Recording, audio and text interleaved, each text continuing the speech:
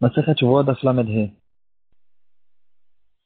Dans notre DAF, on rencontre à Sugia l'interdiction d'effacer le nom d'Hachem. Il y a plusieurs sujets très intéressants qui ont été relevés dans les poskim au courant des générations, toutes sortes de cas spéciaux dans lesquels on essaie de rechercher est-ce que ça s'appelle effacer, ça ne s'appelle pas effacer.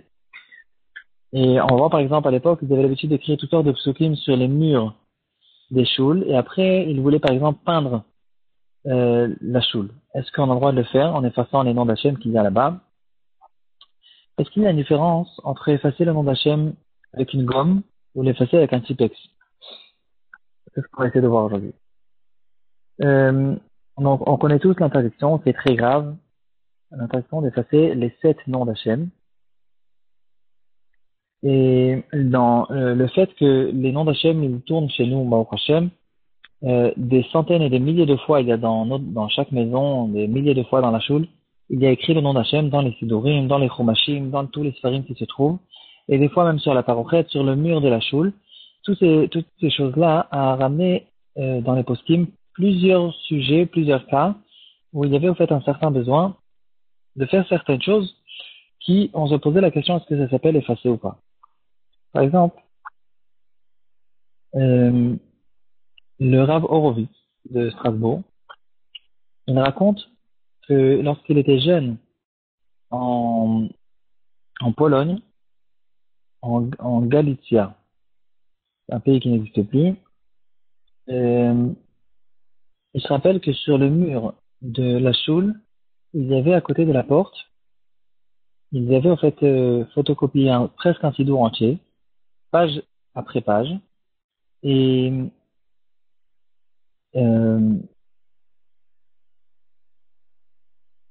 en fait c'était pas une photocopie du sidour, c'est apparemment un sidour qui s'était décomposé, et ils ont collé toutes les pages sur le mur pour présenter le sidour pour certaines personnes qui n'avaient pas de sidour. Apparemment, il n'y avait pas suffisamment de sidourim.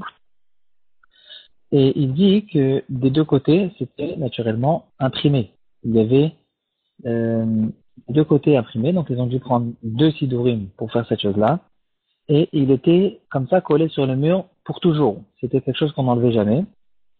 Et apparemment, ils n'ont pas pris compte du fait que est-ce que quand on va scotcher maintenant ce sidour sur le mur, et ça reste comme ça, peut-être que ça s'appelle effacer. Alors il dit peut-être qu'ils n'ont pas posé la question à des chachamim, mais la question, c'est à nous de la poser.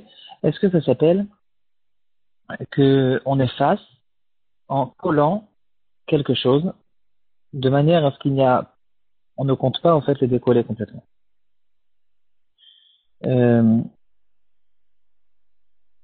Une autre question, c'est une personne qui avait l'habitude au fait d'imprimer des nouveaux sfarim.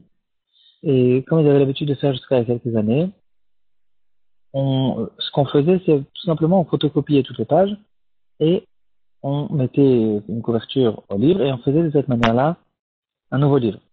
Et maintenant, pour photocopier, ils avaient besoin de coller certaines pages les unes avec les autres et on les collait de manière telle qu'il n'y a pas de possibilité de le reséparer. Parce que de coller des feuilles les unes avec les autres en cachant tout ce qu'il y a derrière, est-ce que ça s'appelle effacer ou pas? Pourquoi dire que ça s'appelle effacer? Pourtant, le nom d'Hachem, il reste tel quel, il reste intact, il est juste en dessous. Il est collé en dessous d'une feuille blanche. Pourquoi c'est censé considérer comme être effacé? Alors, si c'est comme ça, on n'a qu'à dire qu'on a le droit aussi de peindre le mur sur lequel se trouve le passouk avec le nom d'Hachem, parce que tout simplement, le nom, il reste en dessous, et je suis juste en train de peindre. Or, dans la peinture, on comprend plus facilement que ça s'appelle effacer, parce que j'ai vraiment recouvert le nom d'Hachem. Et donc, si on va plus loin, on n'a qu'à dire que même quand je colle une feuille dessus et que je n'ai pas de possibilité technique de décoller cette chose-là, alors peut-être que ça aussi, ça s'appelle effacer. À propos de peindre le mur, justement, là-dessus, il y a une tchouva de Rabbi Akiva Eiger. Et il ramène aussi la question de cette personne qui avait l'habitude de relier les livres dans la ville de Lifna, dans la ville de Lifna. Et en fait, ce qu'il faisait, il collait des feuilles les unes sur les autres apparemment vont faire des couvertures jusqu'aujourd'hui. Quand on trouve des très anciens livres, alors il y a tout le temps une difficulté, il y a tout le temps le dilemme à savoir dans les antiquités. Est-ce que on décompose la couverture du livre? Parce que cette couverture, très souvent, elle était faite de plein de feuilles qui étaient collées les unes avec les autres. Et souvent, ils avaient l'habitude d'utiliser des feuilles qui étaient encore plus anciennes. Si par exemple j'ai un livre qui date de 400 ans, il est très cher. Et la couverture, il est très possible que dans la couverture, je peux trouver des feuilles de 700 ans ou de 800 ans qui étaient très anciennes, qui n'étaient plus utilisables et qu'ils ont utilisé pour les coller les unes avec les autres afin de faire la couverture de ce livre. Donc, il y a toute une technique très spéciale pour décomposer les couvertures pour retrouver en fait ces écrits qui sont très souvent encore plus chers. En tout cas, hein, la question qu'on peut se poser, c'est est-ce qu'ils avaient le droit de le faire si c'était des feuilles de Kodesh? Et donc, cette question a été envoyée chez Rabbi Akiva Eger et il ramène une marloquette entre les poskim qui précédaient la génération de Rabbi Akiva Eger, le Pani Meirot et le Meïz Daka. Une question qui ressemble, c'était justement de peindre les murs de la choule sur lesquels il y a des psukim et des noms d'Hachem. Le Pani Meirot, il pensait que c'est quelque chose qui est permis et il ramène une preuve intéressante. Il nous parle dans la Sechet Sota qui dit que, en fait, il y a une mitzvah spéciale que les Bnei Israël ils ont eu lorsqu'ils sont arrivés du désert, quand ils sont rentrés en Eretz Israël. Ils devaient écrire toute la Torah sur 70 pierres, sur des pierres, et ensuite de peindre ces pierres-là avec de la peinture blanche, de la chaux. Et on voit ici, apparemment, qu'il y a presque un passouk clair, il dit, que ça s'appelle, c'est pas considéré comme c'est pas considéré que j'ai effacé. J'ai écrit des psukim, par-dessus je les ai peints, et on voit ici que la Torah nous permet de le faire. Le Meïl Tzedaka n'est pas du tout d'accord avec ça. Il dit qu'il y a une grande différence entre de la peinture qui est faite sur une pierre sur laquelle j'ai gravé des psukim et de la peinture que je mets sur le mur de la choule. Quand je mets de la peinture sur la pierre, je peux très facilement éplucher la peinture et retrouver les lettres initiales sur lesquelles se trouvent tous les psukim qui étaient gravés sur la pierre. Donc on comprend très bien qu'une chose comme celle-là ne s'appelle pas que j'ai effacé ici les psukim et les mots. Et d'ailleurs, si je ne me trompe pas, apparemment c'est pour ça que la Torah nous a dit de mettre de la chaux, c'est justement pour garder les lettres, qu'elles puissent rester pendant longtemps. Par contre, de peindre les murs de la choule, ici, en mettant de la peinture sur les lettres qui sont faites elles-mêmes de peinture, il n'y a aucune possibilité d'éplucher la peinture extérieure sans éplucher la peinture qui se trouve en dessous. Et donc, c'est sûr que d'après le panim de Mezdaka, ça s'appelle effacer. Le Rav Akiva Eger, il pense qu'apparemment le panim Yerot, il a changé d'avis parce que c'est très difficile de permettre la peinture sur les murs de la choule. La peinture sur la peinture, ça s'appelle vraiment effacer. Alors, apparemment, si on veut se poser la question, est-ce qu'on a le droit de mettre du typex sur le nom d'Hachem? Alors, d'après le psa que nous donne Rav Akiva Eger, ça aussi, ça dépendra en fait un petit peu de ce qu'on a dit. Est-ce qu'il y a une possibilité technique de venir avec un cutter et d'éplucher la peinture, d'éplucher le typex sans effacer les lettres qui se trouvent en dessous? Ça dépend peut-être de la feuille sur laquelle c'est écrit. Si c'est un parchemin, ça sera peut-être plus facile à le faire. Et ça dépend de l'encre. Et en tout cas, il est possible que ça ressemble en tout cas plutôt au cas de la peinture que je mets sur le mur, que c'est quelque chose qui n'a pas été permis d'après la conclusion de Rav Akiva Eger. Beaucoup de poskim sont martyrim encore plus que ça. Dans le cas qu'on avait avant, est-ce qu'on a le droit de coller des feuilles sur le nom d'Hachem avec une colle qu'il n'y a pas de possible d'enlever? Beaucoup de poskim interdisent ça aussi. Donc Rav Akiva Eger se trouve aussi sur ce sujet. Il se trouve dans le shoot Rav Akiva Eger, Chelegbet Siman Tetvav. Qu'est-ce qu'on va dire maintenant à ce relieur de Sfarim à l'Ifna, ou bien à cette impression, cette personne qui imprimait des Sfarim à Strasbourg, et qu'ils voulaient tous les deux coller des feuilles sur les anciennes feuilles pour pouvoir les photocopier, etc.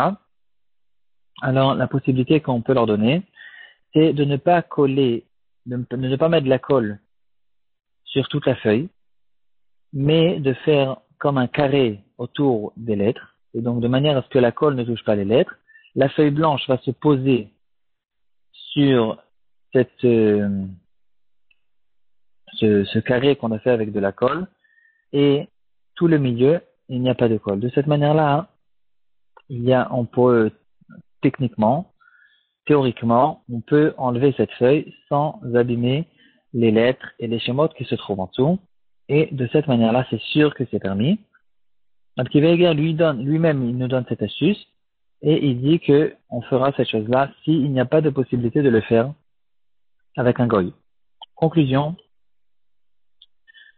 D'effacer le nom d'Hachem, c'est une interdiction qui est minatora. De peindre un mur sur lequel se trouve le nom d'Hachem, d'après la conclusion de la majorité des poskim, c'est interdit. Donc, la gomme sur le nom d'Hachem, bien sûr que c'est interdit, ça s'appelle vraiment effacer. De mettre du Tipex, je sais pas, c'est une question qu'on peut se poser. Et de coller une feuille sur une autre, dans laquelle, la feuille en dessous, il y a des psukim. Ici, c'est une marloquette dans les poskim. Et si on a besoin de le faire, on pourrait être mequel en faisant un carré de colle, de manière à ce que la colle ne touche pas l'esparim. Aujourd'hui, lorsque dans le Sefer Torah, il y a un sofer qui a écrit un nom d'Hachem d'une mauvaise manière, et qu'il y a besoin maintenant de réparer, il y a des grands compétents qui, en fait, ils arrivent à décoller, à faire sortir le nom d'Hachem en épluchant une toute petite couche, une toute fine couche du parchemin sur laquelle il se trouve, et au fait, ils sortent tout le nom d'Hachem avec le parchemin en dessous, en laissant une couche de parchemin par-dessous pour ne pas qu'il reste un trou, et de cette manière-là, au fait, il y a une possibilité même d'effacer, ça ne s'appelle pas effacer, c'est-à-dire il sort le nom d'Hachem et il te donne dans la main. Et de cette manière-là, il y a une possibilité de le faire. Un autre sujet qui ressemble, c'est est-ce qu'on a le droit d'effacer le nom d'Hachem dans l'ordinateur? C'est une question qui a été relevée dans les poskim. Si je me rappelle bien, la conclusion des poskim de notre génération, ils disent que une écriture qui se trouve sur l'ordinateur, ça s'appelle pas pour de vrai une écriture. D'autant plus que c'est tout le temps, c'est chaque millième de seconde, ça s'efface et ça se rallume. Et quand même, à cause du fait que ça ressemble à effacer le nom d'Hachem, alors on a l'habitude de le faire en chinouille. On peut le faire avec le nez ou avec un petit doigt ou d'une manière où c'est pas une manière directe. Alors on préférera de le faire de cette manière-là.